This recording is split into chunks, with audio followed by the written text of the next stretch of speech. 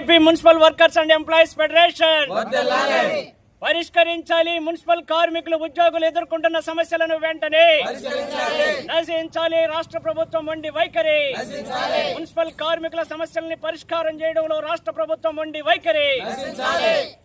సోదరి సోదరులారా, నా పేరు Vaddipalli Chengaiah. AP municipal workers and employees federation Tirupati జిల్లా అధ్యక్షుడిని.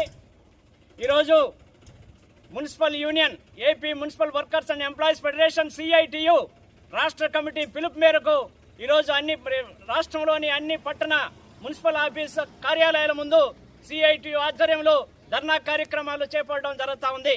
ఈ ధర్నా కార్యక్రమాలు 15, 16, 17 ఈ 3 రోజుల పాటు ధర్నా కార్యక్రమాలు జరుగుతాయి. అందులో భాగంగా ఈరోజు రాష్ట్ర కమిటీ పిలుపు మేరకు ఈరోజు ఇక్కడ ధర్నా కార్యక్రమం జరుగుతూ ఉంది.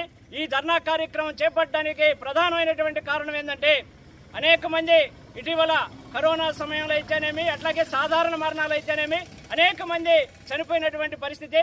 చనిపోయినటువంటి వాళ్ళకి ఇంతవరకు ఈ రాష్ట్ర ప్రభుత్వం అనేక మున్సిపాలిటీలో ఎక్స్గ్రేషియా చెల్లించలేదు.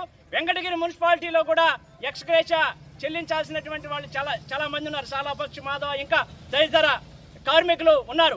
వాళ్ళందరికీ ఎక్స్గ్రేషియా చెల్లించాలని చెప్పేసి మేము ఈ సందర్భంగా డిమాండ్ చేస్తా ఉన్నాం.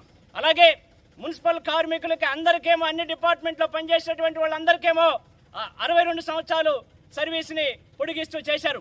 కానీ మున్సిపల్ కార్మికులకు మాత్రం 60 సంవత్సరాలు అయితే వెంటనే రిటైర్ చేస్తా ఉన్నారు. రిటైర్మెంట్ బెనిఫిట్ కూడా ఇవ్వలేదు. కాబట్టి ఈ సందర్భంగా డిమాండ్ చేసేది ఏంటంటే, అన్ని డిపార్ట్మెంట్ లాగా మున్సిపల్ కార్మికులను కూడా, పారిశుద్ధ్యం అయితేనేమి, అలాగే ఇంజనీరింగ్ కార్మికులు అయితేనేమి, వీళ్ళందరికీ కూడా రిటైర్మెంట్ వయసు 62 సంవత్సరాలకి పొడిగించాలని చెప్పేసి మేము ఈ సందర్భంగా డిమాండ్ చేస్తున్నాం. అట్లాగే వీళ్ళు రిటైర్ అయిన తర్వాత ఒట్టి చేతులతో ఊరికనే పంపించేస్తున్నారు. రిటైర్మెంట్ బెనిఫిట్ ఇవ్వాలని చెప్పేసి మేము ఈ సందర్భంగా డిమాండ్ చేస్తున్నాం.